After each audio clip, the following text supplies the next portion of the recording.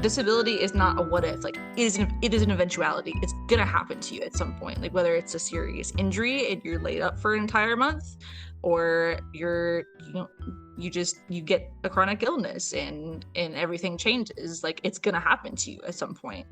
And it's like I feel like we need to stop being so ableist.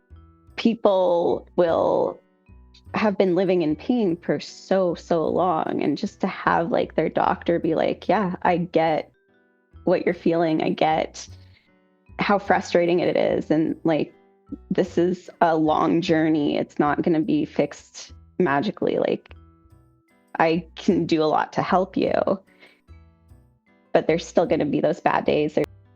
Hello and welcome to the Stoner Story Witch. My name is Kristyn. I am so glad to be hosting this podcast on Chorotega lands, colonially known as Costa Rica.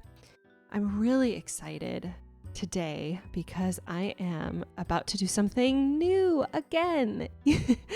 I am embarking on more of an exploration into the romantasy world, which would come as a shock to nobody who has been listening to any of the previous podcasts.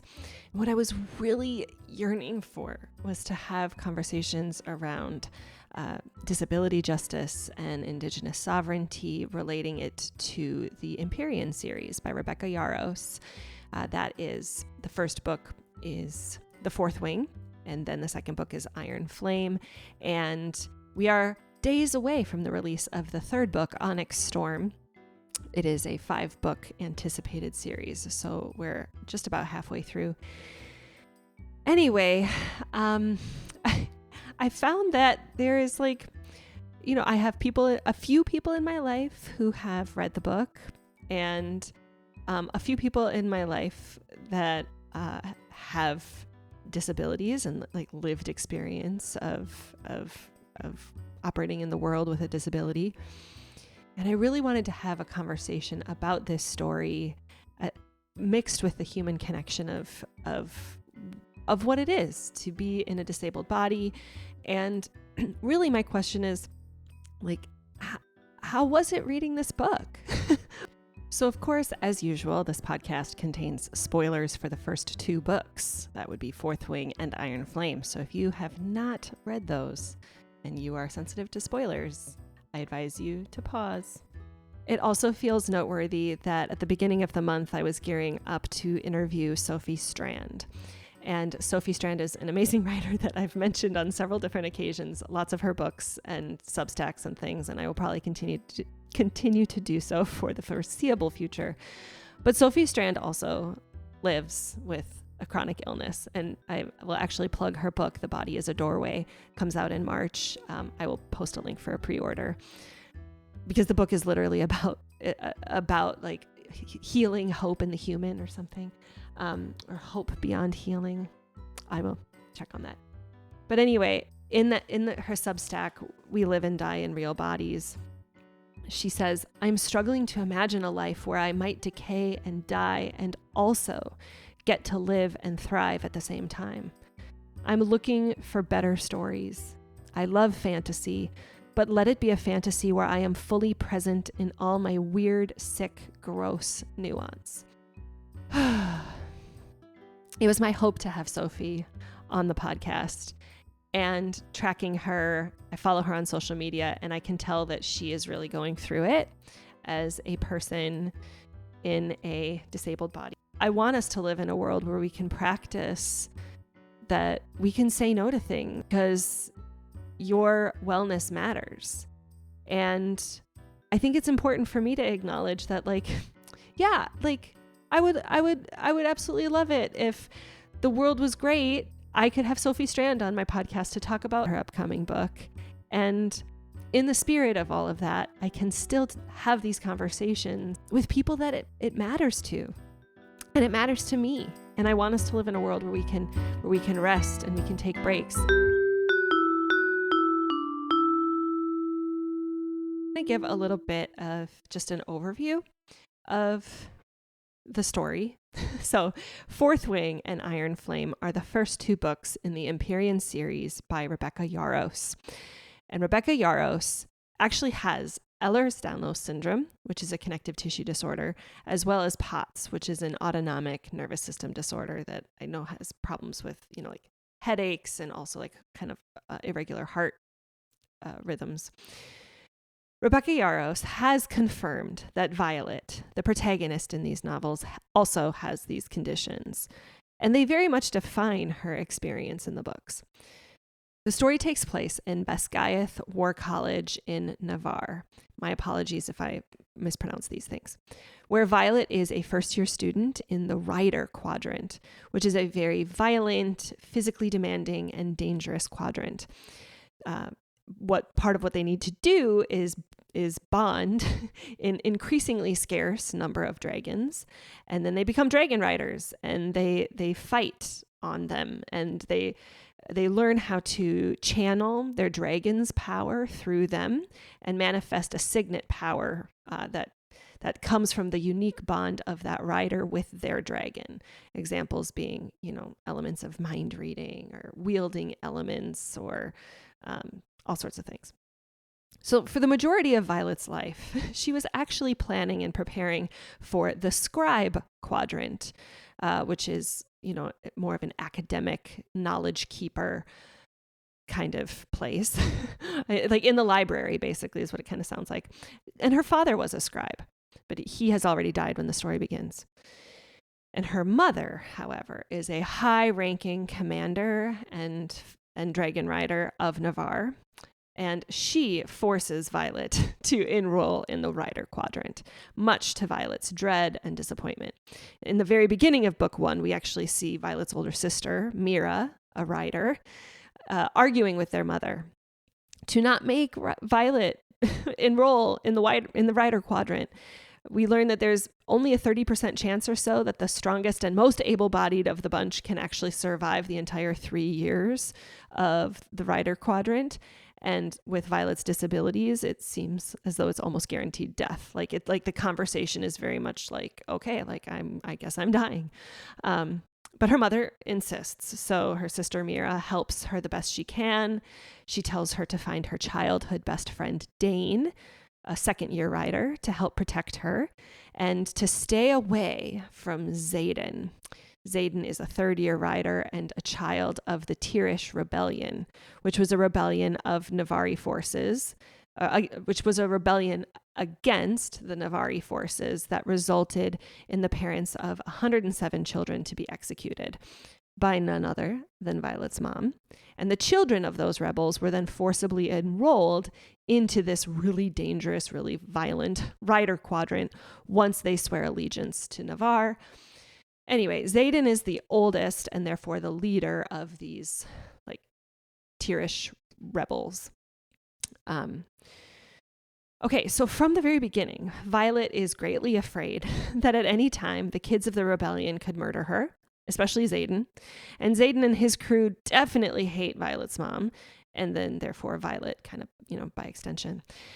However, don't worry, spoiler alert, they end up falling in love. Okay, so Violet has been conditioned to hate kids with rebellion relics, which is, it's noteworthy that all the children of the Tirish Rebellion have these like full arm tattoos. They call them relics, the rebellion relics. Anyway, and there are rules that no more than 3 kids with these relics can meet at a time in one place. And yet, when Violet sees Xaden offering mentorship to a group of first years, there is a first year rider that asks, like, what do we do about history class? And Xaden's response is, keep what you know, recite what they tell you. And I'm just going to put a pin in that for now. But she notably does not turn in Xaden. He actually realizes that she's there and they have a confrontation. But she doesn't turn him in. And this feels really important to me because it feels like this anti-Karen moment. And I'm using Karen as that term of a dysregulated white-bodied woman who is seeing some group of people that she's been conditioned to be suspicious of or fearful of. And she reports them for I mean, a Karen would actually be reporting for things that like aren't even illegal. But in this case, it's like there is actually a rule that is written that says that, no more than 3 can meet. Well, it still feels fear and hatred of these people, and yet still doesn't turn them in, even though they have actually like broken like a hard and fast rule. And it's because her inner moral compass recognizes that like there wasn't actually anything sinister going on. She's like, he's just helping them. It's not wrong to help someone. Like, that's a stupid ass rule. In later chapters that Rebecca Yarros has released from Xaden's perspective, like after the book was published, and it appears that this is a moment that was very surprising, very alluring and intriguing. And it was the moment where it seems as though Xaden started falling in love with Violet. And I'll come back to that in a sec. Okay, so we have Violet, who's reunited with her childhood best friend Dane, but like the year has been good to him, so she's kind of like attracted to him, has a little crush on him. But Dane keeps wanting to help her escape. And when they realize that like her mom would just send her right back, like there is no escaping to the scribe quadrant, he is then obsessed with protecting her, which gets to a point where it's almost coddling. Versus Xaden, who starts to teach Violet how to fight more strategically given the body that she is in. As book 1 builds, Violet is gaining strength, confidence, fortitude, friends, and bonds, not just 1, but 2 dragons during this event that's called threshing. And it is absolutely unheard of that any rider would bond 2 dragons. Like, it has never happened before. It like creates a whole flurry of controversy. Anyway, this bonding scene, this threshing scene is significant because one of the dragons there was like super, super tiny and seemingly weak. And there's this first year bully, Jack Barlow, that is planning to murder so as to keep the dragon population strong. And like, warning, like this obsession with like a pure bloodline and like eugenics and like that is like let's just notice that. Anyway, Violet risks her life to save this little dragon. She's outnumbered. It's not just Jack Barlow. There's like other guys that he's roped in. Anyway, Violet is risking her life, therefore catching the attention of Tairn, who is actually the strongest dragon of all, who ends up bonding her, as well as that small dragon that she was protecting, whose name is Andarna.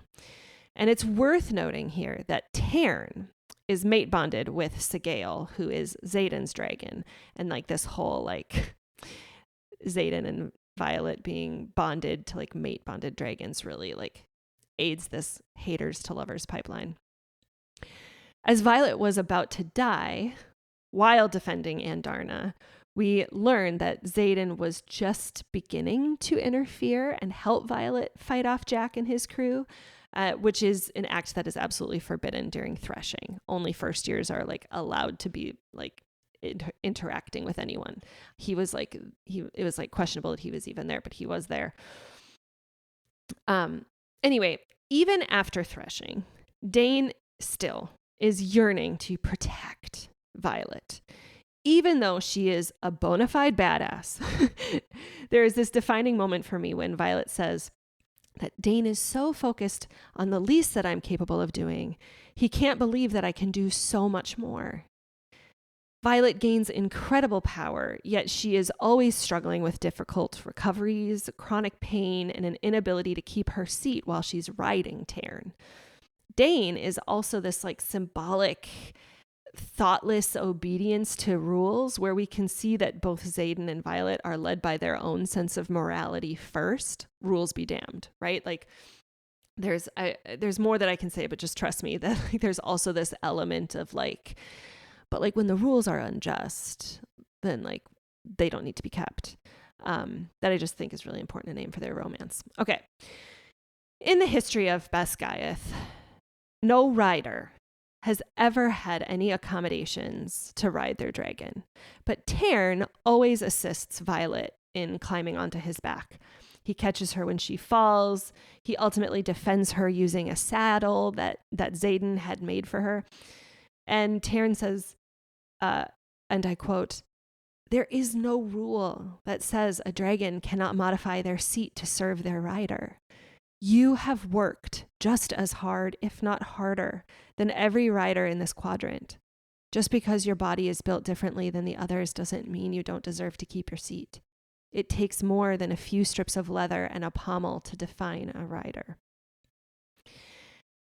Okay, and I also just want to take a moment to deepen into the romantic and attachment implications here as well. So, as I've said on earlier podcasts, and I've cited Carmen Spaniola's work on secure attachment, that secure attachment is being safe, seen, secure, and soothed.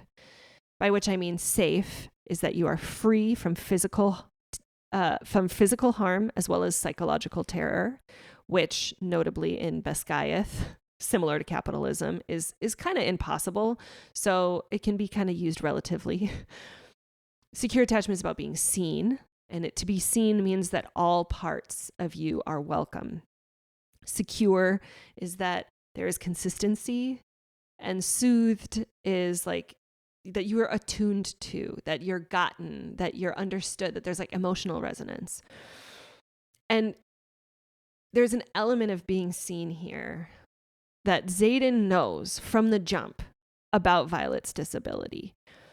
Violet is fully seen and recognized, and Xaden is never trying to like save her or cure her, and certainly never like mocks her, even like as a joke. Okay, and all this is noteworthy to me because I recently read on Sophie Strand's Substack, we in a post, "We Live and Die in Real Bodies." She cited a study that showed that when women are diagnosed with a serious medical illness, they are at a huge risk of being abandoned by their male partner. And so Xaden, it's not that he's not leaving. Not only is he not leaving Violet, but he desires her. He desires romance and attachment with the fullness of who Violet is. The mind of a scribe, the heart of a rider, all in a disabled body. All right, so I have now edited the episode, my conversation with Alexis and Kendra, and I'm realizing that I need to provide just a little bit more context before I jump into our conversation. I think one of the things that I really like about this series is how it continues to make us question the protagonist's perspective of the world, the things that she thinks she knows, the people or creatures that she's been conditioned to think of as, them, other, evil.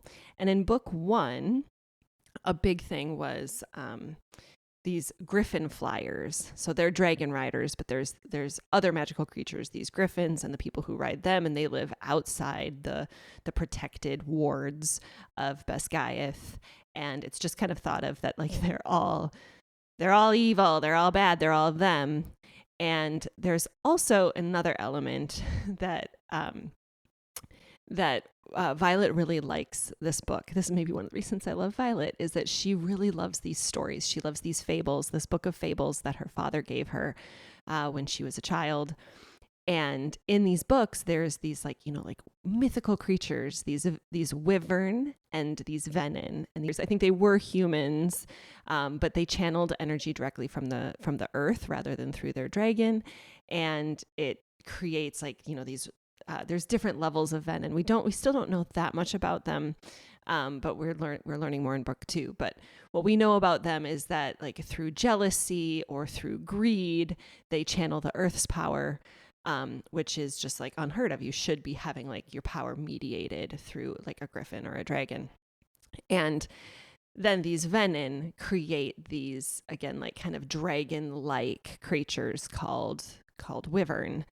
And throughout the book, throughout Fourth Wing, Violet is like, oh, like they're mythical. They're like a way to relate to the world, but like they don't actually exist. And at the end of book 1, there's this big reveal that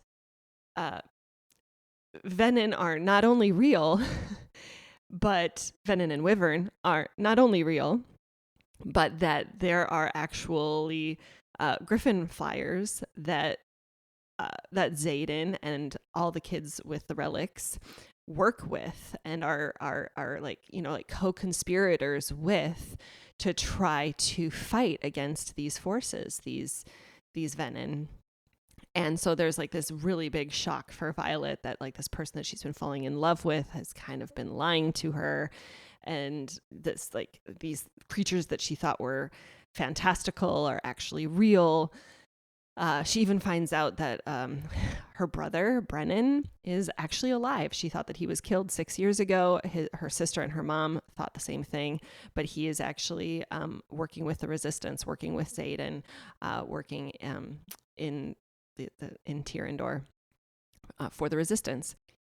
But then in book 2, Violet is tasked with keeping this big secret. And so it's kind of, she's keeping this big secret, and Xaden has now graduated from Basgiath. And so he is, stationed several hours away. They only get to see each other once a week because their dragons have to be together, every so often, or else they start getting sick. So that's like the excuse that they have. Anyway, but Violet needs to keep the secret of the resistance, of the existence of like this capital in Tyrrendor, that the resistance is headed, that her brother's alive, that Wyvern and Venin actually exist, that there are, griffin flyers, and it kind of creates this like distance with her and her friend Cree, or Rhiannon. Anyway, in book 2, we just see that Violet is really struggling with, like getting her attachment needs met through her friends, and also making sure that she's not, like spoiling this big secret, or, like it's asking this question about trust. And of course, eventually she does end up telling her friends. They end up helping her with, there's more books and more texts and more stories and other languages to be like there's these, I'm not going to go into all the details. But they do end up working together, and there's this big final battle that is super epic, and the Wyvern and the Venin are coming into Basgiath. Like all the protections of like kind of like this dome of protection is down, and we see that Violet is at this point where she almost is tempted to pull energy from the ground. And that would turn her into Venin, but she's in this like is finally able to like not need to do that, and like keep her integrity, and that's all great. And the book is written from her perspective. And then at the end of the book, at the end of that battle, she finds Xaden, and she sees evidence that he has actually turned Venin. That in this battle, and like it's through their bond, we find that he saw that, she was almost going to be willing to die, almost, was going to martyr herself. And so he wanted to save her, and he like does this unthinkable thing, and he channels this energy in this like unsustainable way that is said to like totally put this mark on him. And I share all of that just because I'm excited at the idea that we find that there maybe is some grace, some mercy that can be extended to people that turn Venin. That maybe, throughout book 1 and even book 2, we've learned that, okay, griffin flyers we thought were evil, but actually they're our allies. And in both books, we know that Venin and Wyvern are bad. Like the whole reason they have these battles anyway, the whole reason they even need a war college is to be protecting themselves from these Venin. And then what happens when the love interest carries that mark, carries that guilt or that burden. And so it is really, really a deep hope of mine that there's some sort of redemption arc that is offered, that is found, a pathway forward for Venin. To me, it's a symbol of capitalism. It's a symbol of overextending ourselves, overexerting ourselves, extracting and exploiting the land and the people. And I'm just really excited. I'm really excited to see how book 3 goes and how we continue to grapple with this like us versus them, good versus evil, that we can be blurring the lines and really be inviting ourselves into nuance. And that just feels you know, of all weeks, given global events, of all weeks for us to be considering this, it feels very interesting that Onyx Storm is coming out amidst this inauguration day in the United States. And I think it's just really important for us to be, for me, my why behind this episode is like, let us really collectively imagine what is the world that we want to have, and really question, like, maybe the ways that people do things are differently. Maybe there's misinformation, maybe there's disinformation, and it's all by design. And can we find the humanity there? Because Violet's journey is a really interesting one. She was taught and conditioned that the kids of the Tirish rebellion were evil, and to fear them and to hate them. And yet, even when they were breaking the rules, Violet had enough sense of herself and what matters to her to see that, like, unjust rules don't need to be kept and definitely don't need to be enforced, even against people that you've been conditioned of as your enemy, even if they are breaking them. And I just wonder what that could look like for me, like at this season of my life. Who are the people that I have been taught to have a single narrative about, and what would it look like for me to extend a little bit of humanity? So the invitation for me in this episode is really like, can we let those most affected by these unjust systems be the leader of the revolution? And can I be curious and compassionate about people that I've been taught to think of as the enemy, and sit in the tension of what that is? And if nothing else, I hope that this book, that Onyx Storm and the Empyrean series can help us readers grapple in all of that mess. So I really hope that you enjoy this episode. I know I really, really, really loved having this conversation with my internet acquaintances from Reddit. And without any further ado, here it is.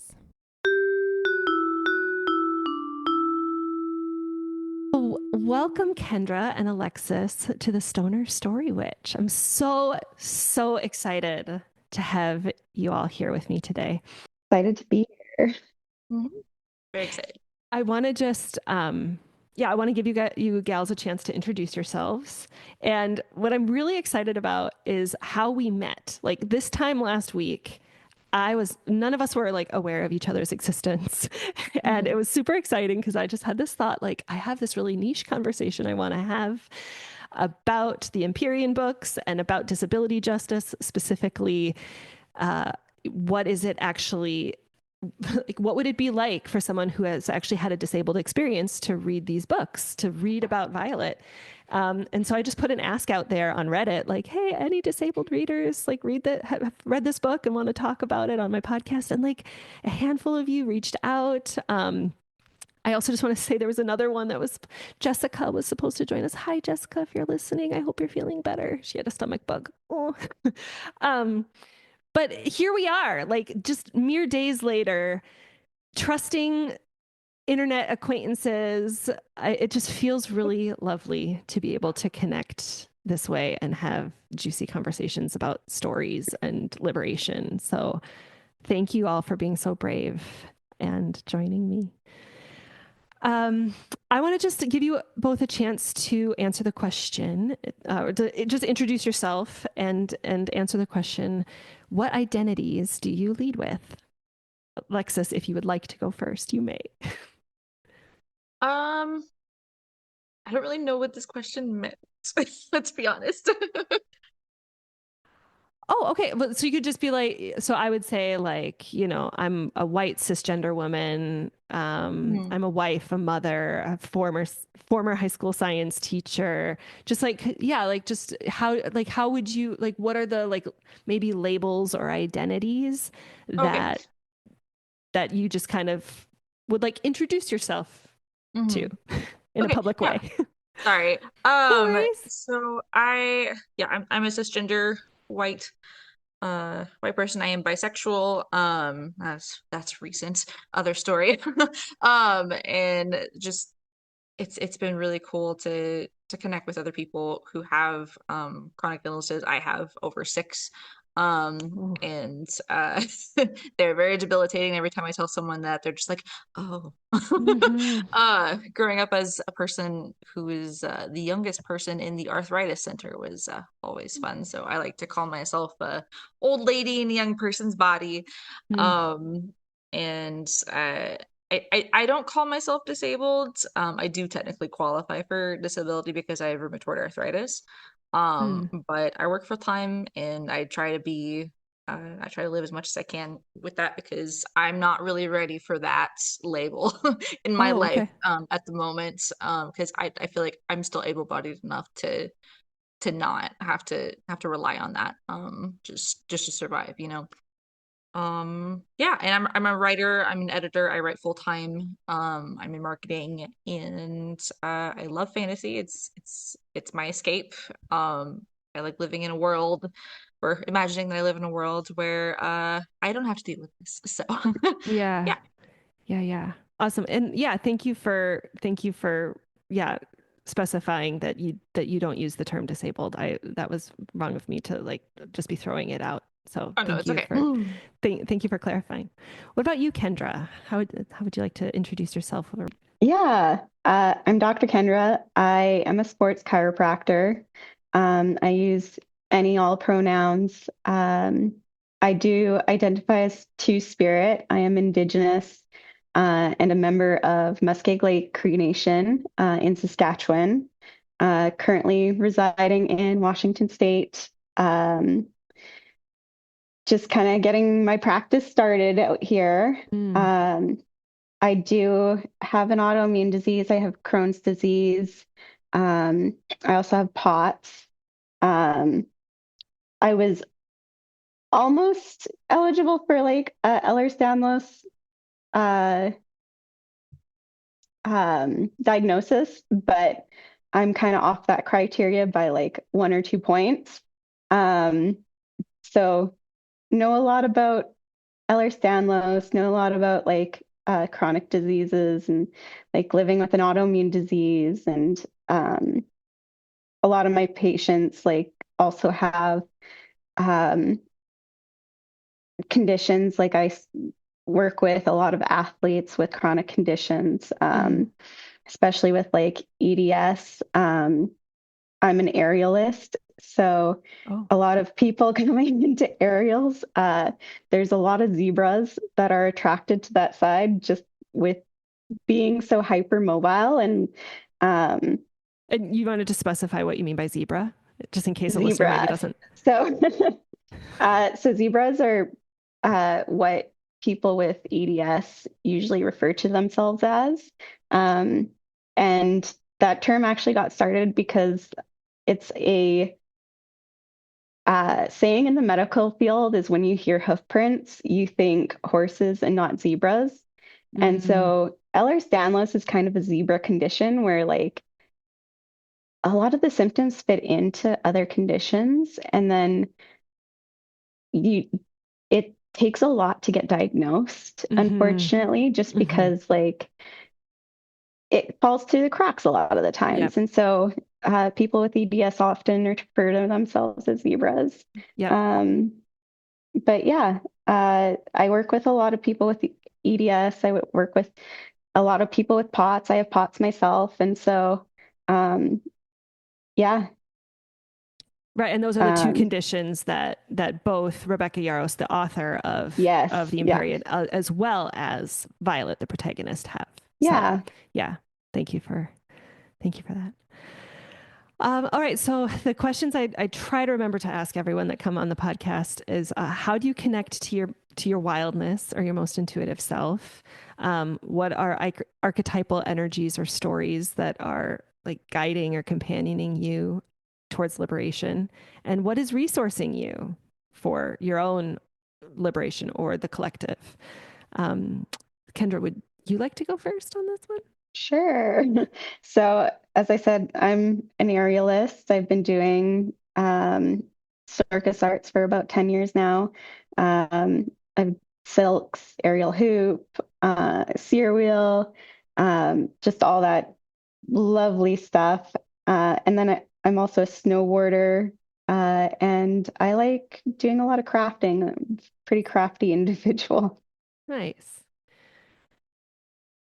And like a story that's guiding you. Would you say that like the Empyrean is like a story that has been guiding you, or is there like a newer one that kind of feels like is speaking to you? Yeah. Um, I definitely recommended the Imperium to like so many people. Um, and recently I read what's it called? To Shape a Dragon's Breath, which Mm. is another dragon story. It's more of a young adult story. Um, and it's about a Indigenous woman who finds a dragon egg, and she goes to a school um, that is like a colonizer school, and like they didn't Mm. know how she got the dragon eggs, so there's a lot of racism and stuff, and that really kind of really connected with like on my Indigenous side, and like Yeah. how culture gets destroyed and how Hmm. all of that stuff goes down. And so, yeah, To Shape a Dragon's Breath is the one that I really, really enjoyed. And that actually reminds me because I posted another thread about wanting to have a conversation about like the indigenous erasure and indigenous sovereignty. 'Cause, oh my gosh, I have lots of notes, especially Iron Flame. And Iron Flame, they really Mhm. get into, you know, a lot. Maybe can we put a pin in Yeah, that? And like if for that, or I sure. don't know if that would be like another thing that you'd be like interested Yeah, in talking at maybe like towards the end because, of like, course. yeah. And I thank you for, yeah, thank you for bringing that up. Sounds like that's a good follow up for people who just can't wait. Yeah. What about you, Alexis? How how do you connect to your wildness? What stories are guiding you, and what's resourcing you? Definitely the Empyrean series right now. Last year when I read the Shadow and Bone series, I absolutely just dove in. It like reignited my passion for writing and reading. And I got inspiration to write again, which was really cool. And both Shadow and Bone and the Empyrean series, I got through my work book club. And they're all very into fantasy series as well. So it was really awesome to kind of talk about like these. Well, now they're very popular, but when they first came out, they weren't as popular. So it was really cool to see like how everyone kind of responded to um these like female heroines in fantasy, which is like my Mm-hmm. personal favorite archetype. For sure. Because everybody loves a strong female lead. I literally have a pajama shirt that says "strong female lead." It's my favorite pajama shirt.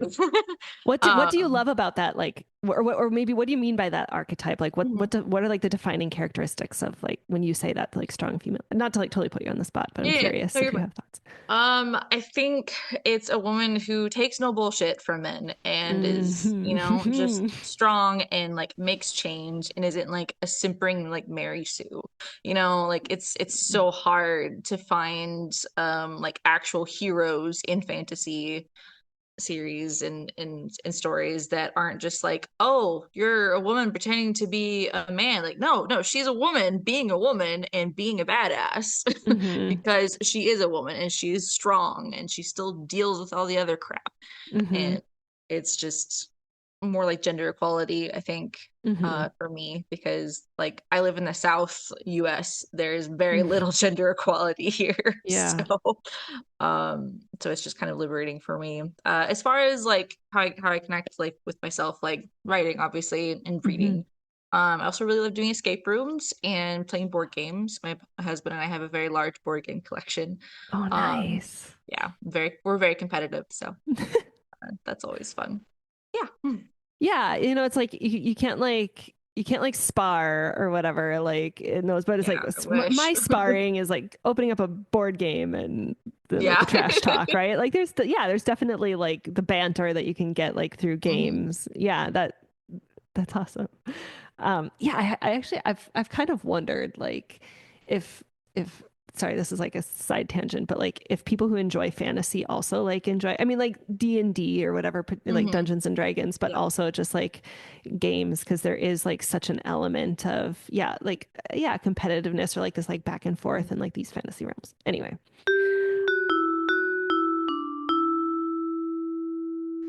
before we pressed record, I think like we agreed that like it was just like really cool to be able to connect, to talk about these things, to like be building community with one another. And really what I'm looking to do is make the connections of where we see disability justice play out in the first two books of the Empyrean series, as well as what we hope for book 3, but also just like, yeah, like what was your actual experience? Like what is it like to be, like what was it like in your body, in your mind, in your like, as like what sensations, emotions, all these things as you were reading. And also like I do want to focus on the positives of the book, and yet I don't want to like just totally like I want to create space for there to be like, this would have been better or I would have liked to have seen this and it didn't happen, or maybe we will see it. So my first question is like, what critiques, if any, do you have of how Violet was represented, or like would you have preferred, or what might you have preferred in a particular scene that might have resonated more deeply with you? Mhm. I have a very long response for this, so Kendra, if you have a shorter one, you can go first. No, you go ahead. Okay. So personally, I would have liked to see Violet talk more about her pain and about her condition, like with her friends. Because you see her struggle with it a lot internally, and she, pokes fun with her friends, but she doesn't like really get vulnerable with them, and she doesn't really say like, "Man, I'm really hurting today. Like, I'm really struggling today." And because we all have bad days as Mm-hmm. people with chronic illnesses, and she never really allows herself to have that. And also I feel like Rebecca Yarros could have done a little bit better job making it more obvious that she has a chronic condition, because apparently there's like a whole group of readers that didn't even realize that she was struggling with the condition. Like they just assumed she was just physically weak and untrained. And Oh. so yeah, I saw that earlier today and it just blew my mind. And I was like, what? But I guess from a person who's never dealt with that in their life, like they didn't really connect the dots. Yeah, no, that Um, totally makes sense. Like, unless you, Mhm. like, I have friends that have Ehlers-Danlos, so it was like a couple chapters in, and I like literally Googled like Rebecca Yarros, Ehlers-Danlos, and it was like, oh yeah, oh, that makes sense. Like, like, but yeah, wow, that's a really good point, that like not everybody would have that context to even like Mhm. know. So like, a little bit of explicitness would have like, could you Yeah, because she explicitly never say that? says it like in the book. And Yeah, they also kind of I skirt didn't around it. realize, yeah, I didn't realize that Justinia was deaf, like at all. Yesenia, Like, yeah, the what I'm blanking on what she the does. scribe. Yeah, the scribe, yes.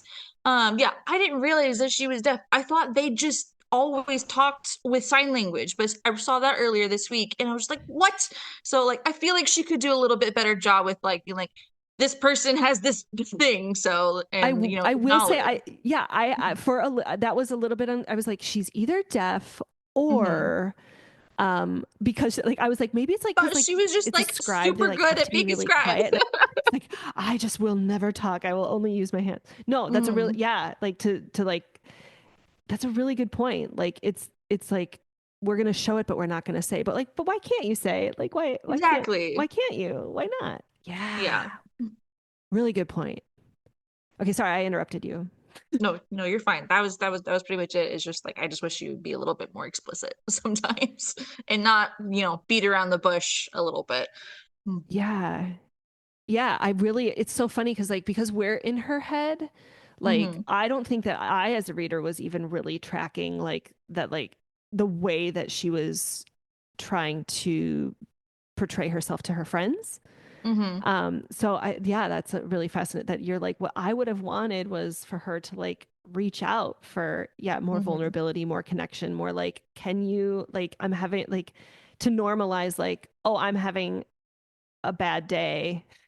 And then like Mm-hmm. Rhiannon would like rise to the occasion in like a really cool way because like she would, Yeah. that there's like an opportunity for further connection or for further like consistency or security that she could have, Mhm. that, yeah. Oh, thank you for sharing that. Yeah. Mm. Yeah, I think I took a lot of that for granted that like because I have that medical side and work with patients and like it immediately clicked for me Mm-hmm. that this is what she was dealing with and not necessarily like okay, people actually don't know about like conditions like these. And I think I just take it for granted for in my head so much that I'm like, I recognize this and like I see this and um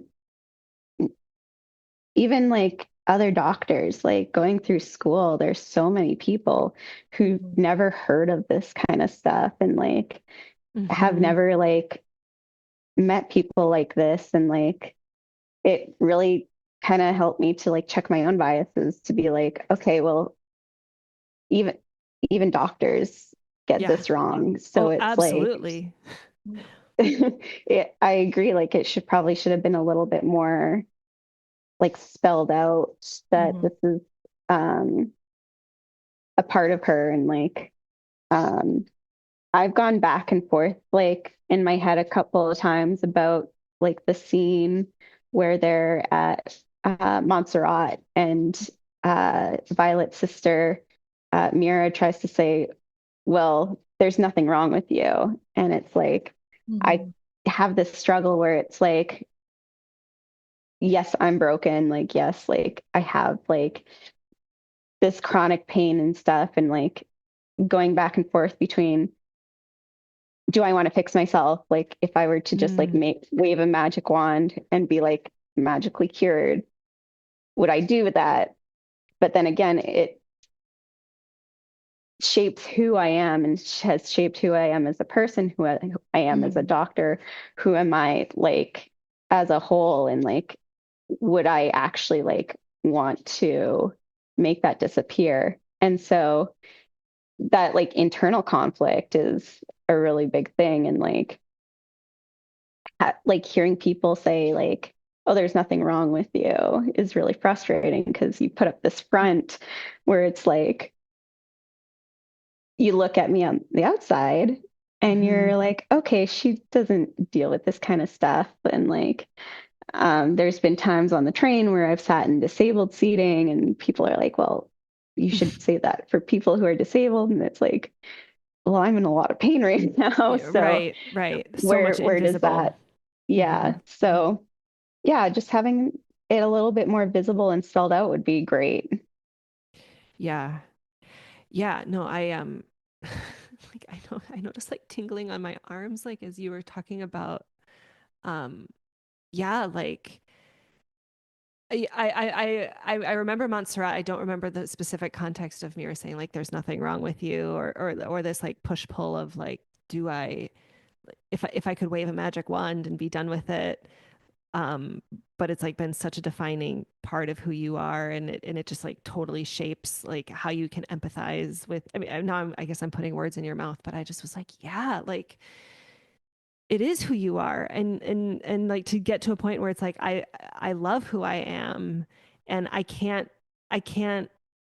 I mean, one of the tenets of disability justice is like this intersectionality, and like all parts of you are there. You know, like your indigeneity, your disability, and it's like it's like the systems that we're trying to operate in that would have you say that you're broken, that would be having these expectations of you, like those are the problems. Like, um, yeah. So I just really, what I hear in your response is this, like, just like this acceptance. It's like, this is just who I am, and I love who I am.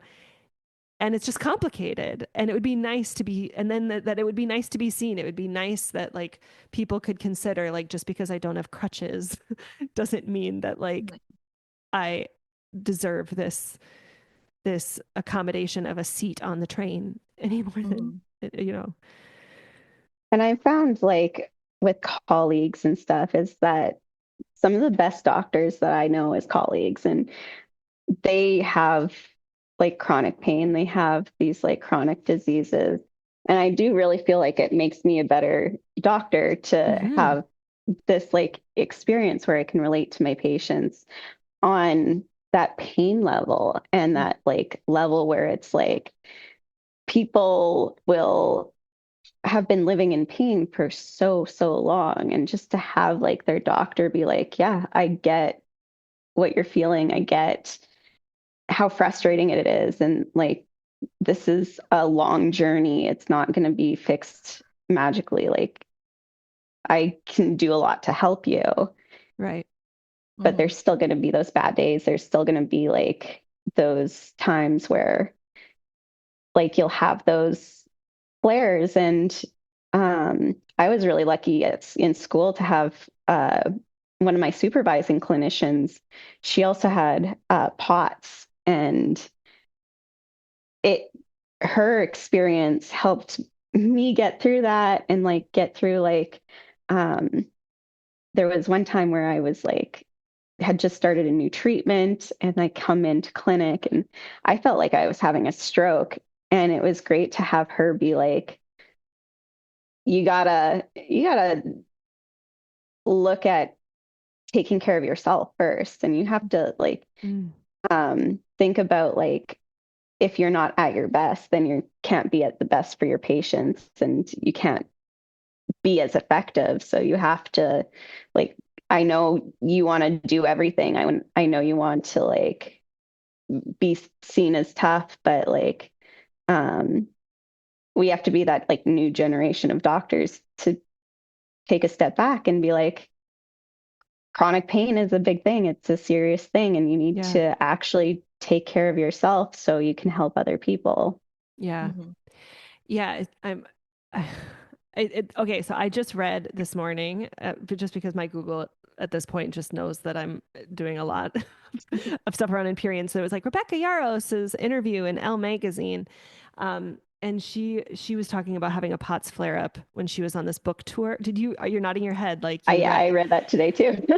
And it was so funny, you know, she said like, you know, there should, so anyway, sorry for listeners who don't know what we're talking about.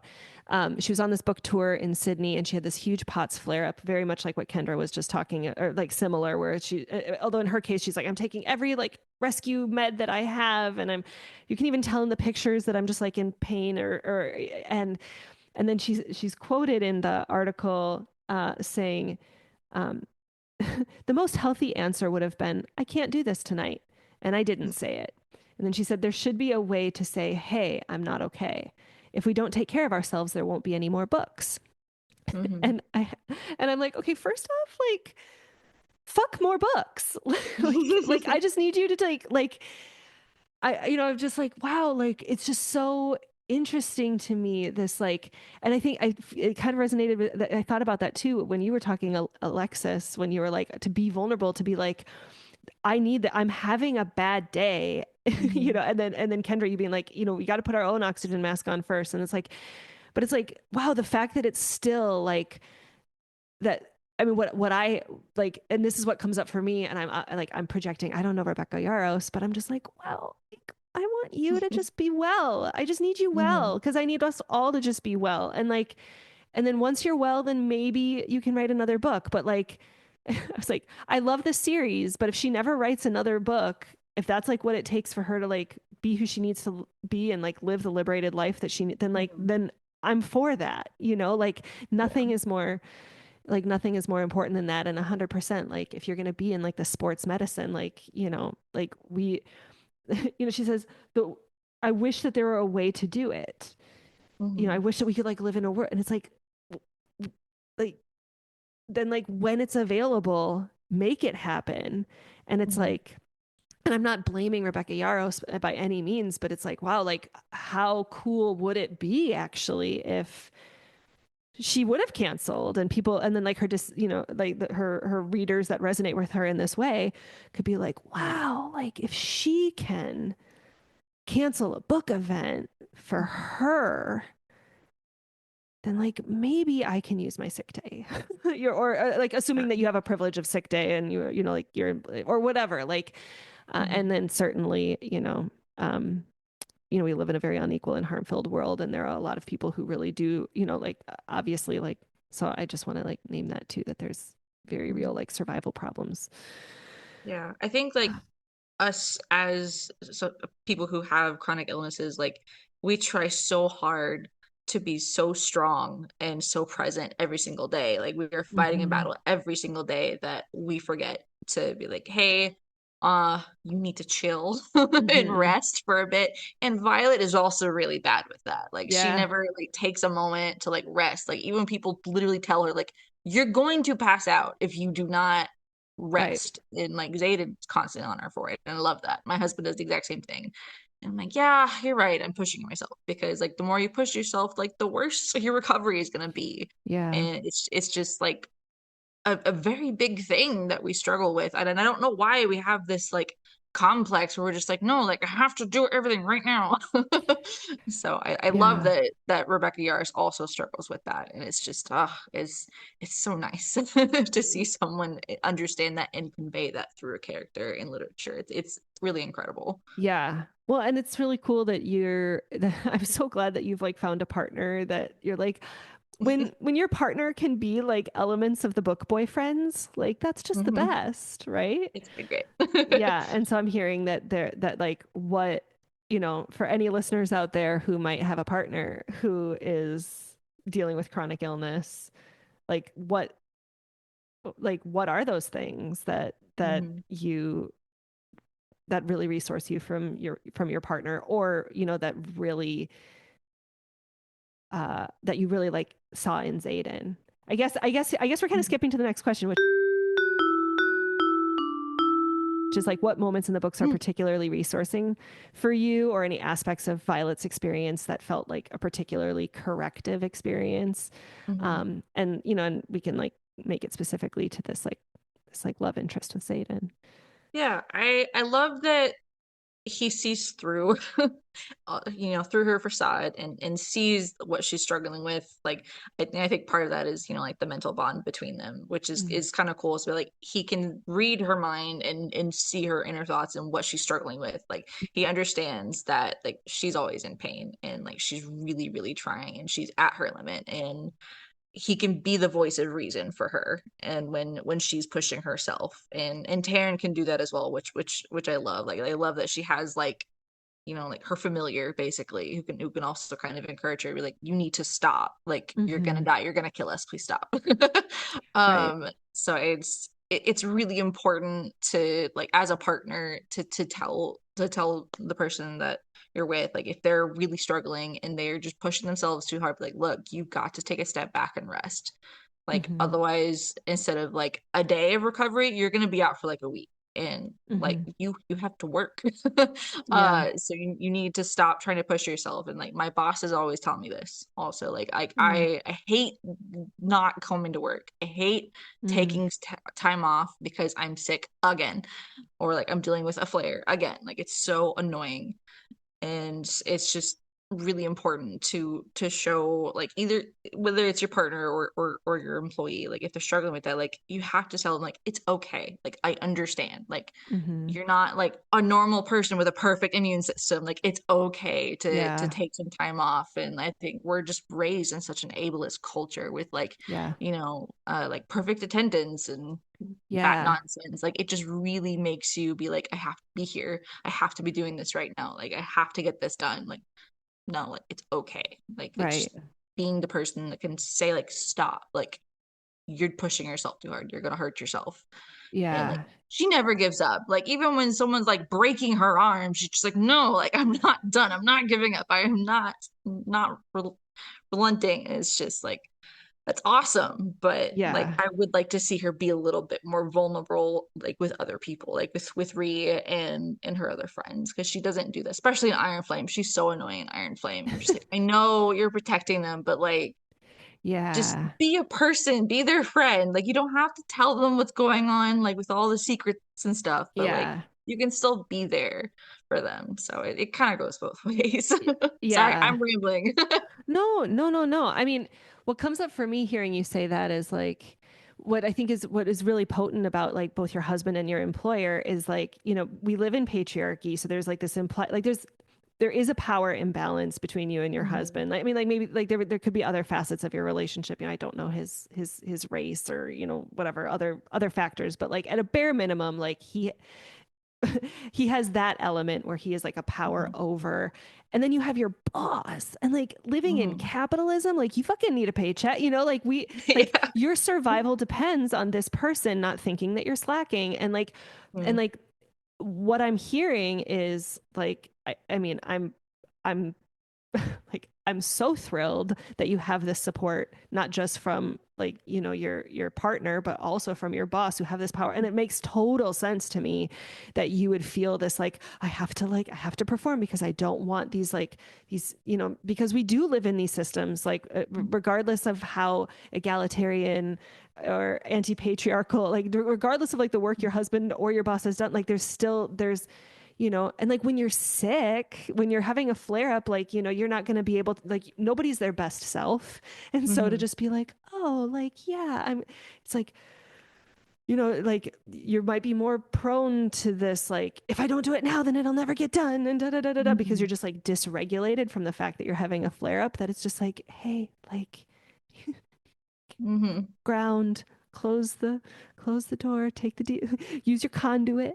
Like, like, which is the other thing I really like about this show, or this book, is like the different ways of kind of like coming back to yourself, or like, like Mhm. Violet kind of has, um you know like it's almost like she can, like it's like she has this practice of like, and I'm curious if this is like a way of like compartmentalizing it. Mhm.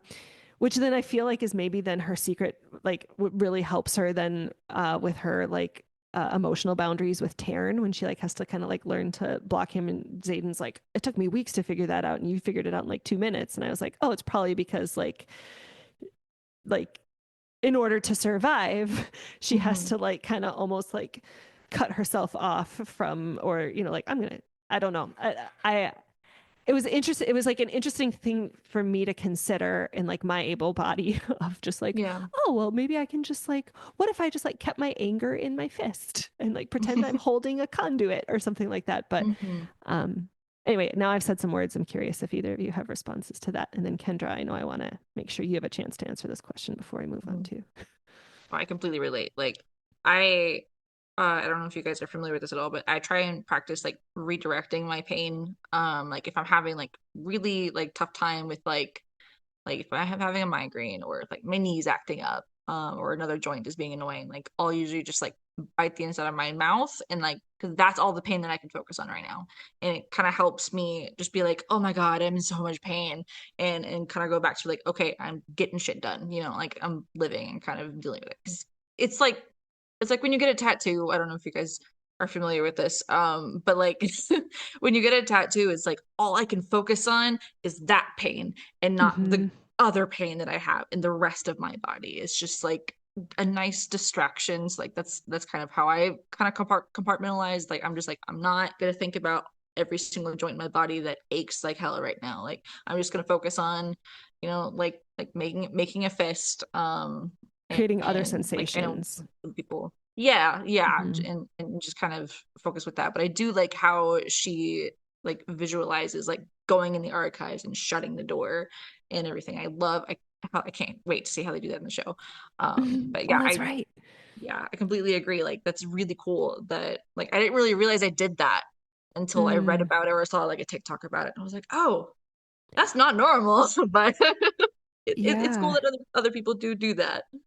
Yeah. I'm Well, really yeah. bad at like compartmentalizing my pain because like I just work through it, Mm, which isn't the healthiest thing, but like I will, it comes from being an athlete. It comes from like mm, all this stuff where it's like you hurt, but you just got to keep going through it. And like mm, it's not, it's kind of like putting it in a box and like shoving it away, but it's like I'm here, I got to do it anyways. And I mm. just try to put it out of my mind. And like, yeah, it not the healthiest. Definitely not what I tell patients to do. I do a lot of that too, is like I am very good at educating people about their pain and Mhm. educating them about like what to do with the pain and like how to help themselves. And then I just don't do it. Yeah. Is that like do as I say, not as I do? Yeah, yeah. Yep. I mean, and like, and then there's also just like, and also you got to pay the bills, you know? So it's like, they're like, it's like, okay, maybe it's not the healthiest, but it's also like survival. And unless capitalism goes away, like there is some level of, like, I don't know, like exploitation of, of our body's natural rhythms. I mean, like whether you're able-bodied or not, like what capitalism expects of people is ridiculous, and it's just extra hard for people that like like they can't always like predict when they're gonna have like you can't like plan around a flare up or um Yeah. and so I think like I hear you, Kendra, for like having like a desire to like do better at taking breaks and like a yearning to like practice what you preach, and also like like you're not bad for working through it, like Mhm. it's survival, and like Mhm. there's nothing wrong with needing to survive. Like that's just it just is. Yeah. Kendra, did you have any like moments in the books that were particularly resourcing for you, or aspects of Violet's experience that felt like particularly corrective?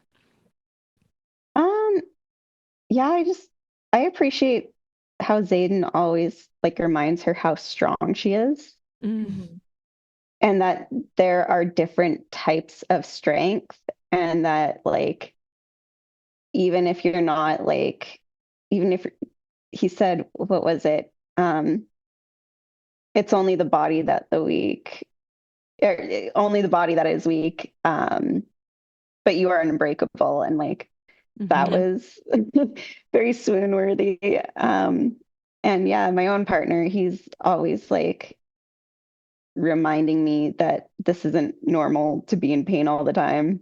mhm, And like when I am particularly being bullheaded and like, oh, I'm fine, I'm fine. He's like, this isn't normal. Like, you're not supposed to like have daily headaches. mm, And like, you've got to go and go and do a colonoscopy. He's been trying to tell me for the last few months that I'm overdue for a colonoscopy.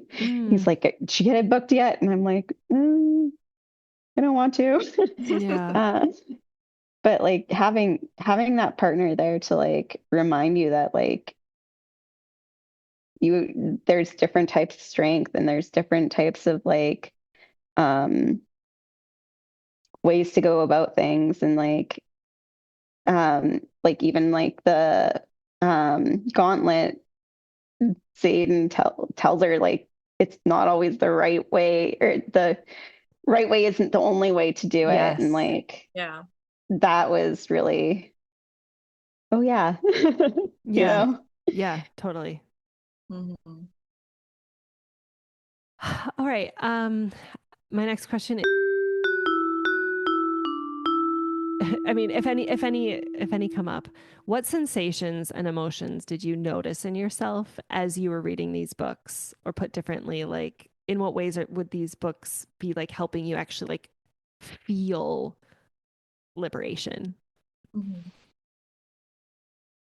I don't know about you guys, but I feel so much stronger just like reading these books, like, I feel inspired and I'm like more determined to live, Mm. because having these health issues, it's so depressing. It is, on bad days, it's so hard to just want to be alive, Mm. And like, I know a large part of the Empyrean is like you could die at any moment, like, so it's a lot about survival, but it's not just that. Like, she doesn't just have to survive, she wants to survive. She has the strength and resolve. She wants to be successful, she wants to make a difference, she wants to be powerful and fight and take down her enemies. Like, she works at it so hard, and I'm just like, Mm-hmm. man, like, I could be doing other things that I really want to do, and I've just been letting my health set me back and prevent me from doing that. And like, she inspires me to not do that and go and do stuff. Like, because of these books, like, I went out and started acting and started writing my own films and stuff. So I was like, you know what? I've always wanted to do this, but like, oh, I'm not like able-bodied enough. No, screw it. Like, it's been such an amazing experience. Mm. Just putting myself out there and doing that. And so I absolutely credit Rebecca Yarros for having that kind of character to really resonate with readers who struggle with this, because it's not just survival, it's, the desire to be and to live, and not Mm-hmm. just because you have to. Yeah. Hearing you just say that, I'm also thinking of, like, when they start out the book, the very first book, it's like, oh my gosh, like, Lilith, don't make, Lilith is the mom's name, like, don't Mhm. make Violet go. Like, are you kidding? Like, this is so dangerous. Why would you make her do this? And again, like, there's they're kind of like not really talking about, like, there's this like like, they're Mhm. not really saying why, but like, we see it. um but then we find out, like, the more she's gaining confidence and competent, like, Mhm. skilling up, that, like, she's like, I never feel more free than when I'm on a Yep. dragon. Like, she never dreamt of being a writer until her mom, Mhm. like, forced her into it or whatever.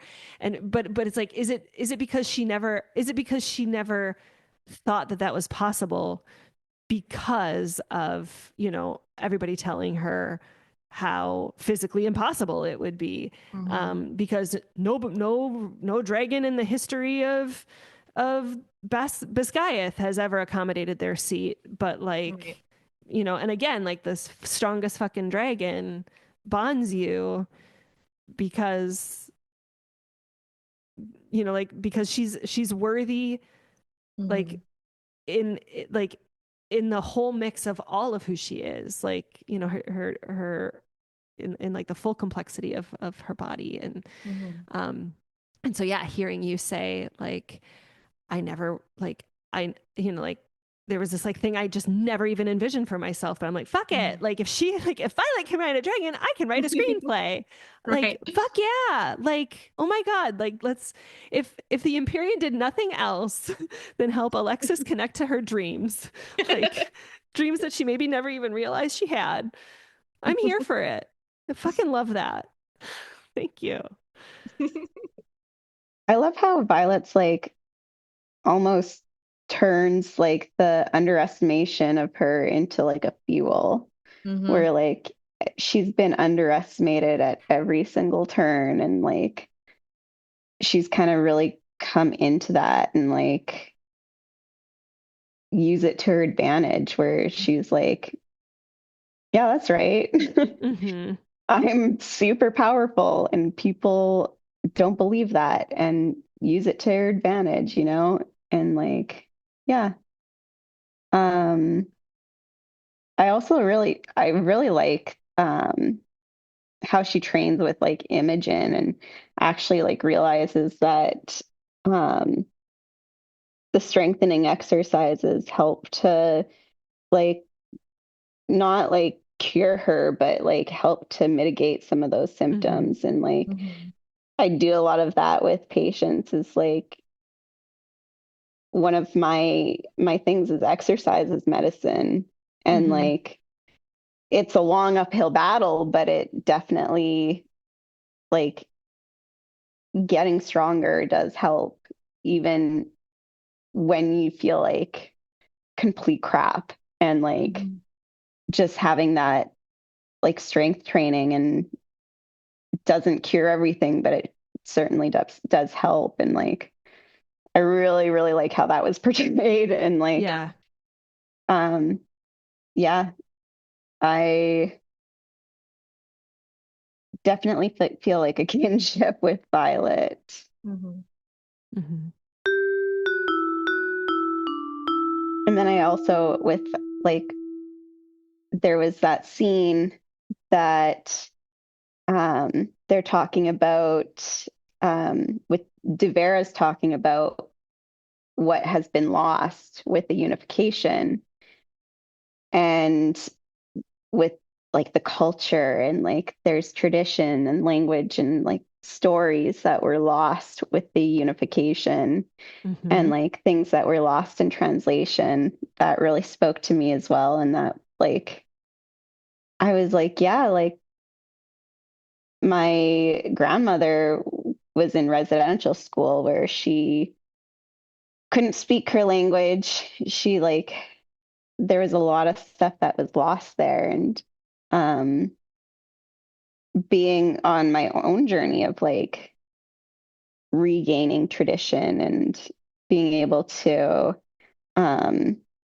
connect with my culture. And I was lucky enough to be able to work up in Alaska, at the Alaska Native Medical Center, and being able to work with like be surrounded by my people and be surrounded by like my culture. And like that was really healing for me. And like I felt like being able to like connect in that way, and reading that in the book was just like, yeah, this stuff gets lost, and Mm-hmm. there's some things that we'll never know from like my culture. And that really makes me sad, but it also like makes me determined to regain some of that. Right. Yeah. Like to be a keeper of that wisdom. And like that's such a big part of, when they talk about Violet as being like this mind of a scribe, is like she wants to hold on to that. There's such a, um, thank you so much for bringing in like the indigenous aspect of that too, because 100% I was just like, oh, Biscayeth is a residential school. Like they have genocided the parents, and then like they are now forcing the kids to sign a pledge of allegiance to Navarre, um, and like and join the most dangerous quadrant, in or like or else they would have been killed. And then it's pretty subtle, but there's a moment when, I think it was when Xaden was meeting Jacinia, and Violet is like, you can sign, and he's like, you speak Tirish, and one is far more common than the other. And so there's like this, what I think is really interesting about that is that, like, that particular, like, if there was two lines that could just like unite like the disability justice, because like let's remember, like Yesenia is deaf, that like Xaden has put in the work to learn how to sign, but Violet, through like her educate, I mean, like, how did she speak Tyr? Like, assuming her, like her dad, I guess, like who was a scribe, like had taught her this, but it's like, oh, I mean, like that would be the equivalent of like me having learned, like where like I grew up on like Dakota land, so like me learning like like Dakota, like I no, I didn't. Like that was not taught to me um in school. um and so yeah, I that is absolutely a parallel that I think, like when I read these books, I'm just like how can people not be like not see the connections.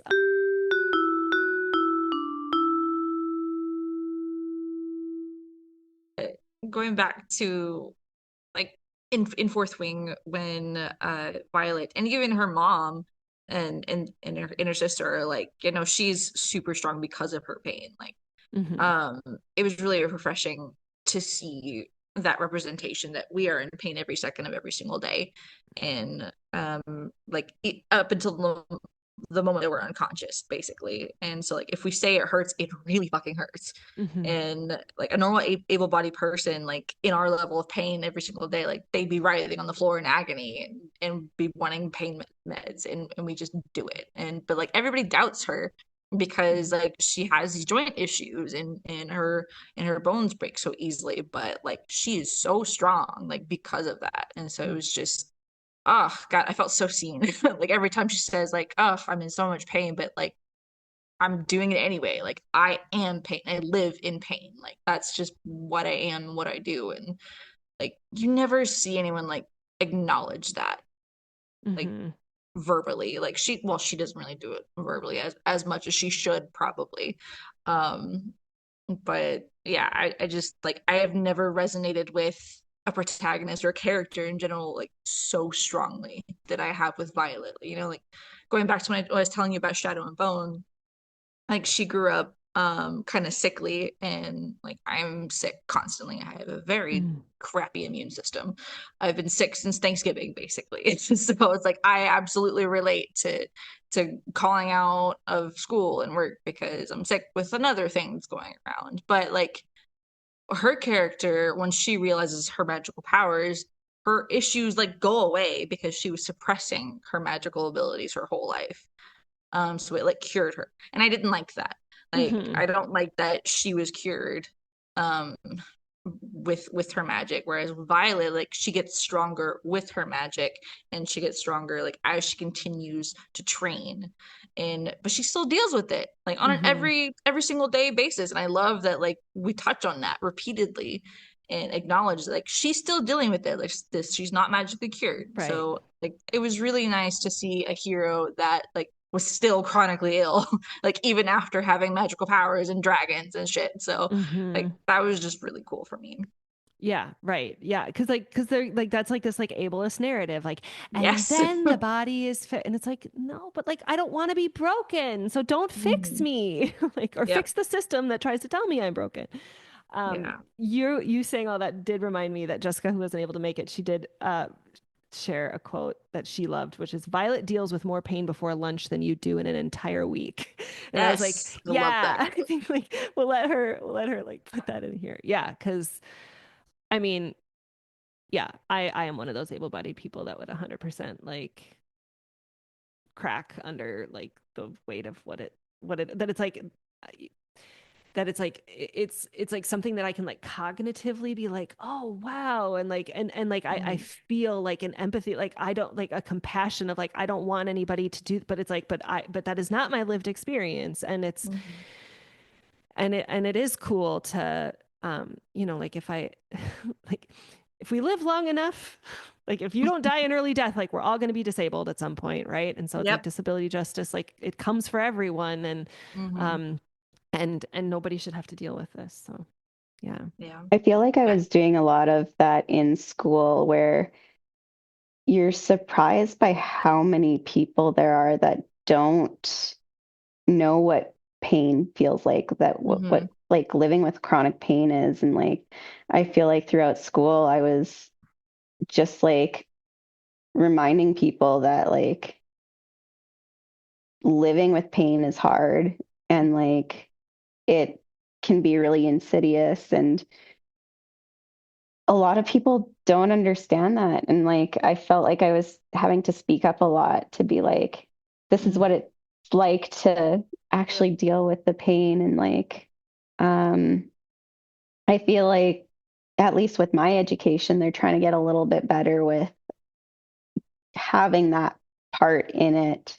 And that's one of the reasons that I chose an allied health profession instead of going into allopathic medicine or like your traditional MD or DO route, is that we're kind of the people that people see when everyone else has failed them. And like going through the medical system myself and having like long roads to diagnoses and long like roads to like having people take my pain seriously, it really just led me down the path of I see those people and I see that there's a solution for them.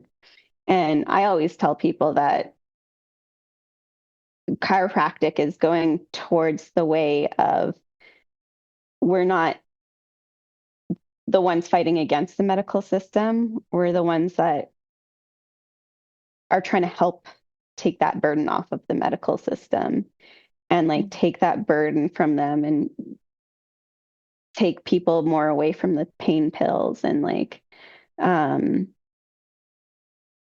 it's not a cure-all. Like chiropractic can't cure your allergies or cure your autism or cure any of those. And I feel hope for the profession, because I feel like a lot of doctors are seeing that, oh, we can bring them in and like we can send people their way and we can take loads off of our plate and we can actually work together to like treat the whole person.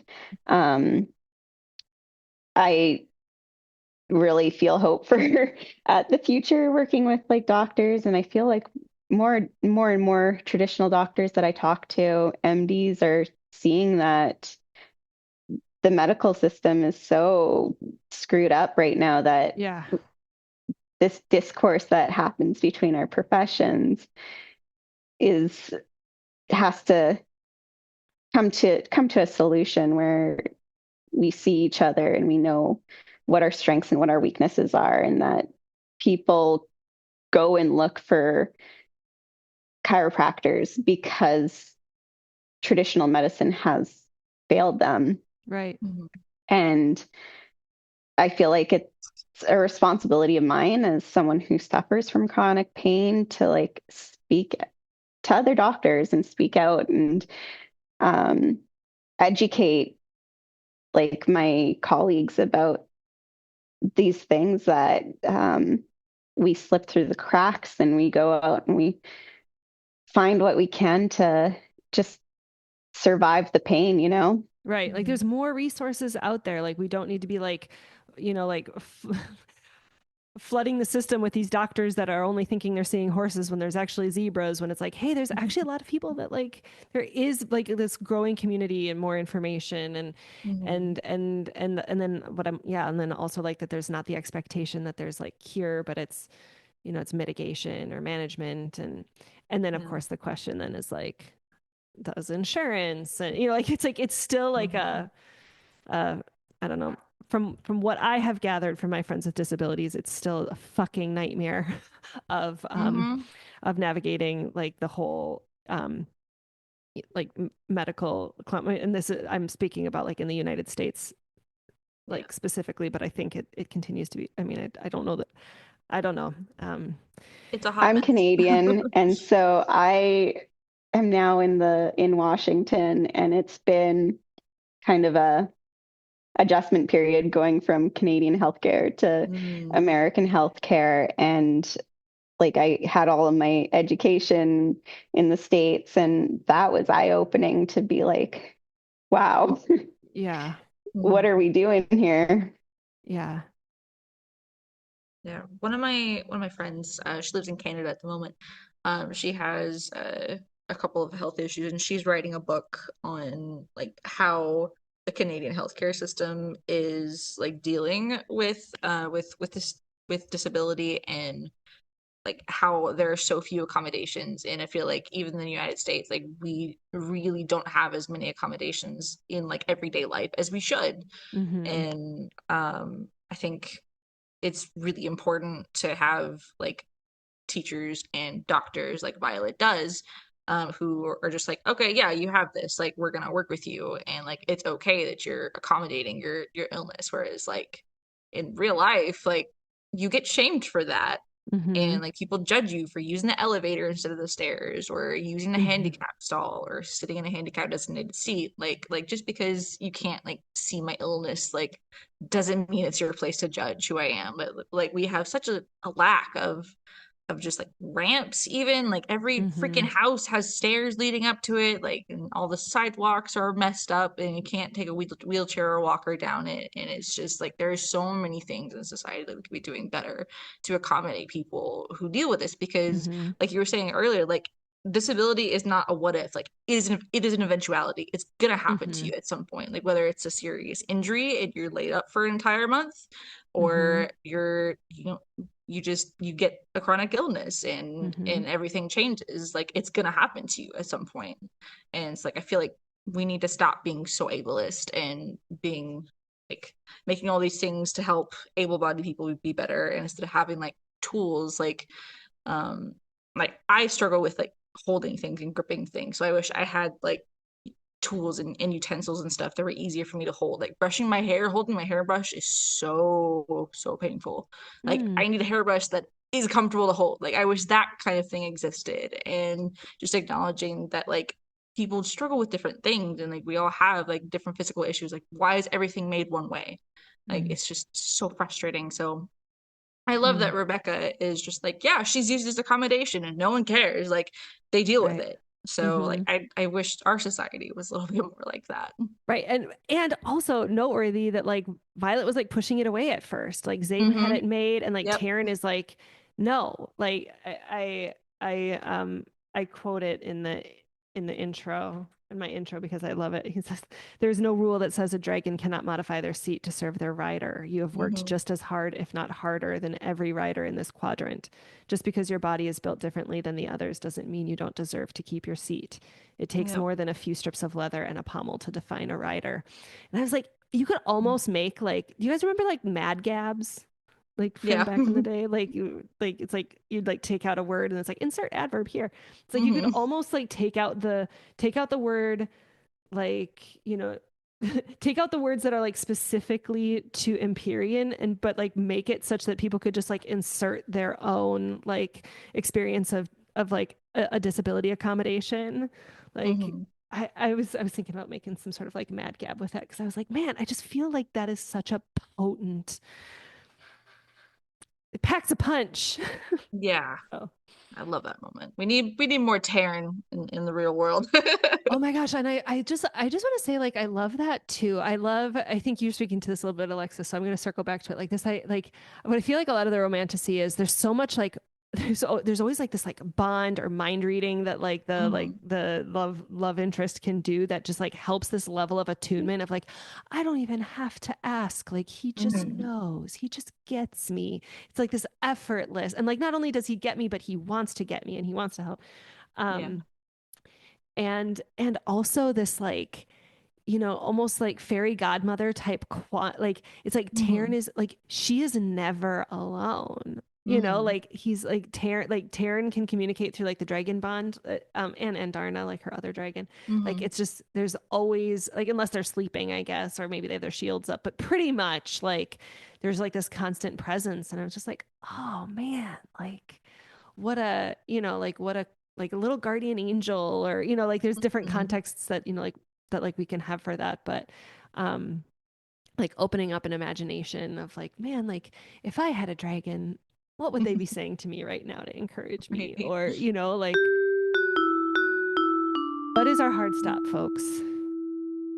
My husband's on his way home, and then we have to go to D&D. So I have probably another 20 minutes. See, I nailed it on the Yes, you did. D&D.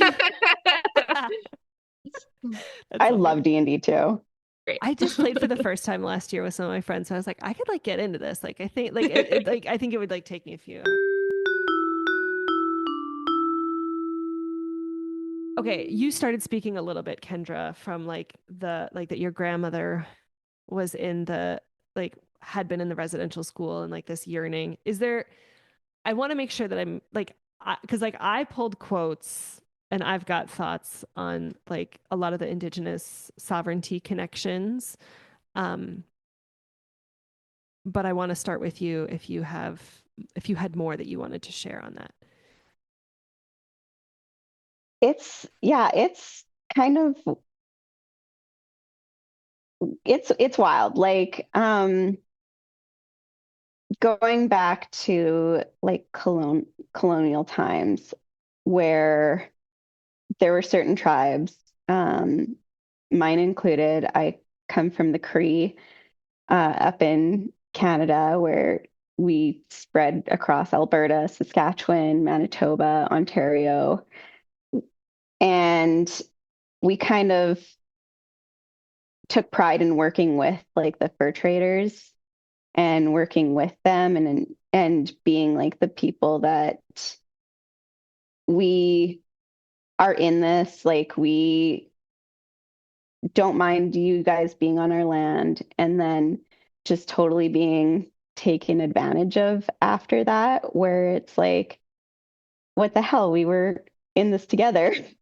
And then they turn out to be like, okay, now we're sending all your children to school. We're um, forget about that like sense of working together. And I feel like a lot of the lore behind like the world building stuff, where it's like, um, uh, Tyrandor was all for it. They were all like working towards like vanquishing the Venom and like on the same side and like for the unification. And then all of a sudden they're like, what the hell? Now we can't speak our language. Now we can't practice our cultural practices, and runes are banned. And like that really kind of hit hard, where it's like you think that you're doing like the right thing by like working with them, and then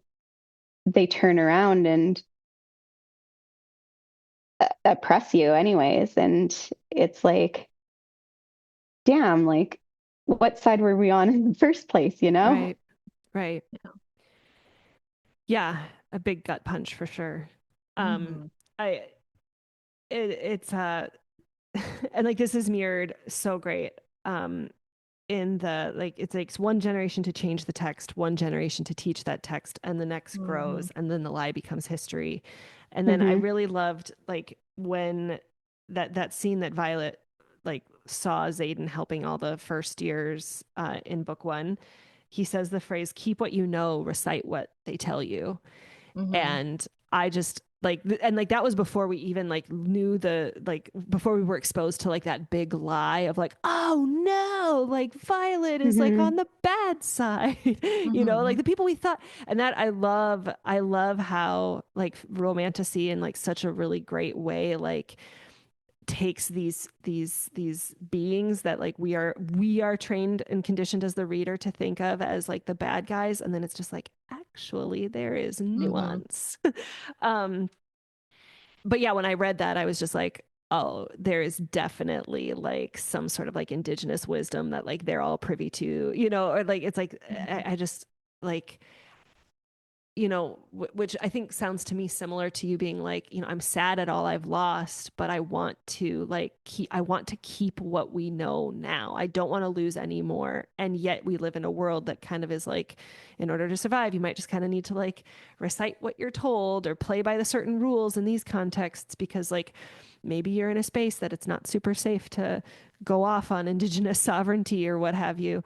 And when Xaden like gives her the book with the knots, and she's like, what is this for? And goes, culture violence. Yeah. The that there's this power, there's these runes that you can weave to draw specific power, and that they're wielded power for set purposes. And we know that Basgiath doesn't teach ruins, but they are built on them. And I just was like, oh man, like if that is not just like chef's kiss, like a metaphor for like we are benefiting from like the work, the labor, the power, the, you know, like the relationality that other folks had with this land, but we're not actually, but now we're going to like pretend that it didn't even exist, not even teach to it. And yeah, and they say that they lost major parts of their culture, not just language, their songs, their festivals, their libraries, everything in Tirish had to be changed. And yeah, the loss of the folklore, that it only serves as an oral history. People raised in Caladir or Lucerus or other provinces aren't raised with the same folklore. They don't know the stories, and generation by generation, we're losing it. And like I hear like... that very much being echoed in your experience too, Kendra.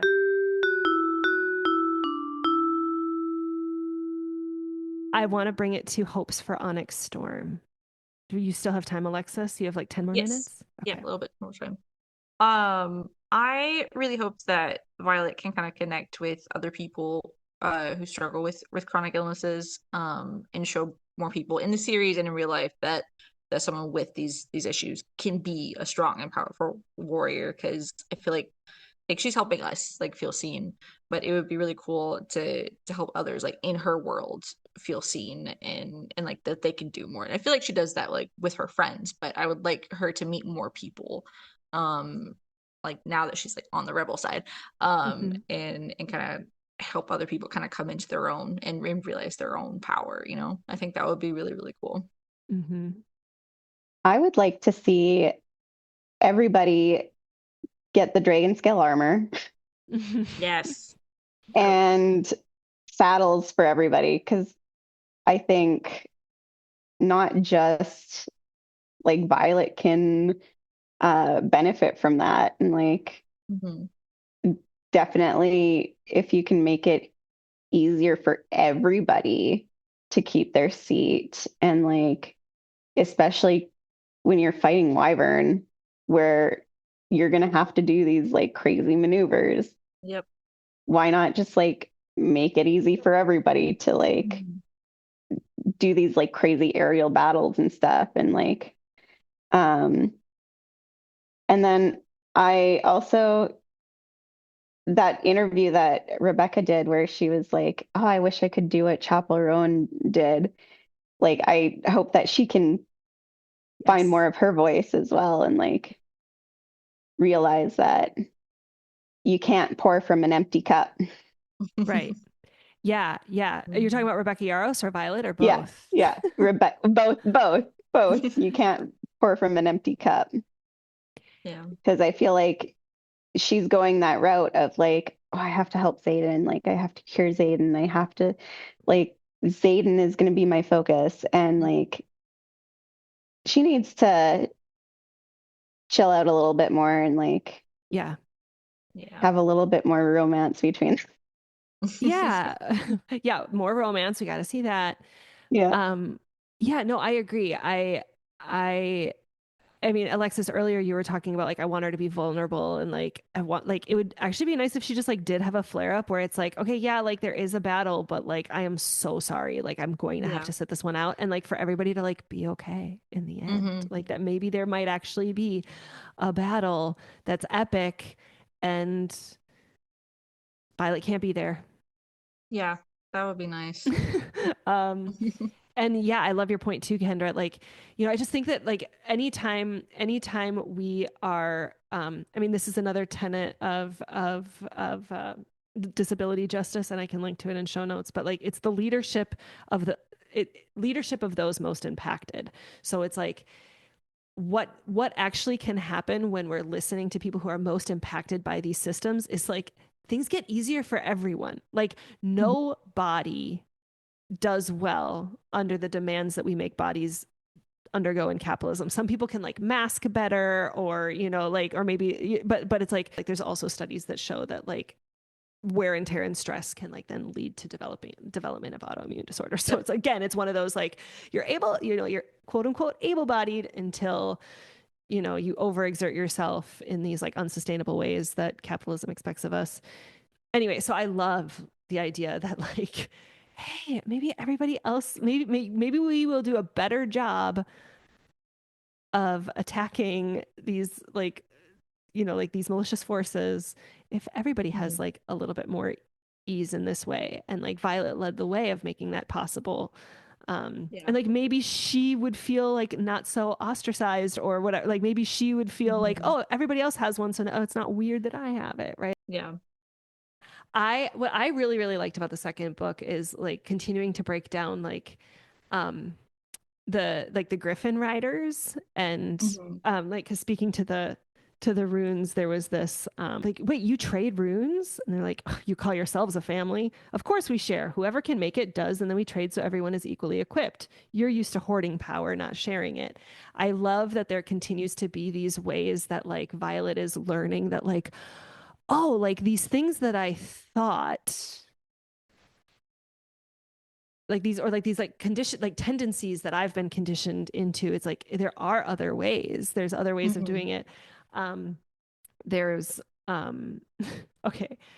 There was also oh yeah, at one point she's like asking somebody like, "Oh, you can like, oh, you are a," I forget what the ability is, but they say like, "Unlike writers, we don't label ourselves by our ability." And then she's like, "Noted. I fucking hate being disadvantaged by ignorance, but it's not like the archives were stacked with tomes on flyers or what they've gone through for the last 600 years." And what I really like about that is that it's like, because I see a little bit of myself in Violet of like, oh, like I've like lived this sheltered life and like I don't necessarily like know what I don't know. And then you start learning and there's this like tendency to get into this like, you know, it's sometimes called like white fragility in like racial contexts or whatever, but it's just like, oh, but like I didn't know. And then I feel really ashamed that I didn't know this thing. So I really like seeing Violet grapple with like her positionality of being, you know, a Soren Gale and what that means. I also really like, you know, like I, they teased a little bit this idea of like all these folklores and fables, like kind of like, you know, like her dad like left all these breadcrumbs in these books, but then we also know that all these other, you know, like I guess they don't use the word tribe, but you know, like other like groups of people with their own languages, their own cultures, their own, they all have different folklores. And I want there to be like, my hope is that Onyx Storm, like that there is some answer, because what we're left with at the end of book 2 is that Xaden has done like the unforgivable, which is channeling power directly from the earth and not through a dragon. Which I don't know if the metaphor is like, you know, that maybe dragons are like being in right relationship or an honorable harvest or some sort of like, okay, like we know that the magic can only be sustained in this way. And like, you are now extracting, you are now out of relationship. You are now, you know, maybe like that there's this like drawing from the earth that maybe that's capitalism. I don't know. We'll have to see what it is in Onyx Storm, but Xaden is now like a bona fide bad guy. Like it gives us another opportunity to be like, okay, are we going to learn more about Venin? And like it made like he turned for a really good reason. Like he had a series of bad choices and he picked one of them. And like can he have, is there a merciful end for that? Is there a way that, you know, somebody says like you can't give back what you've taken, and I'm like, no, I don't buy that. Like I think that my hope is that there's some way that like through stories or through like a reconnection of some of those practices or you know, with like this indigeneity that is at risk of being lost, that there will be some like, you know, some path forward. Is my hope for Onyx Storm. And I'm going to be pissed if Violet gets pregnant. I'm going to be so mad if, because I can't with that anymore. I keep seeing all these like theories about like that Violet is like the secret to curing Venin and like turning them back to human. So like that would be really interesting to explore, but I do hope that we get to learn more about the Venin and like how you can exist as a Venin now that Xaden is one, because I was so mad at the end of that book. But like it opens up like a whole nother side, because it's a whole nother culture that we get to learn about, which is really fascinating, because like I love world building. It's so interesting. So I'm excited and scared at the same time, because I'm like, no, Xaden, no, but at the same time, like, how does this work? You know, so I'm excited to see the Isle Kingdoms. Yeah. Oh, say more. So the Isle Kingdoms like were a like a ally during the Great War. And so I think they're like, it's been like teased that they're going to try to find Andarna's breed. And so I think they're going to travel to like the Isle Kingdoms to see what they can find, if they can find Andarna's family, because she said she was left behind in Iron Flame. and that she waited Right. 600 years to hatch. Yep. And so if she was left behind, where where did they go? Right. Yeah, that would Right. be really cool. Oh, I'm so excited. Oh my gosh. Yeah, me too.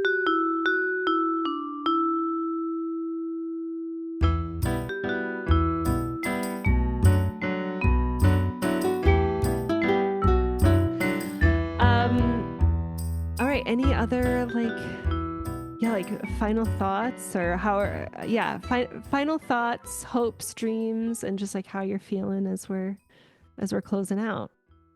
I'm just waiting for the book to show up on Kindle and blocked a couple of days off to Oh, get through. smart. I should have done that.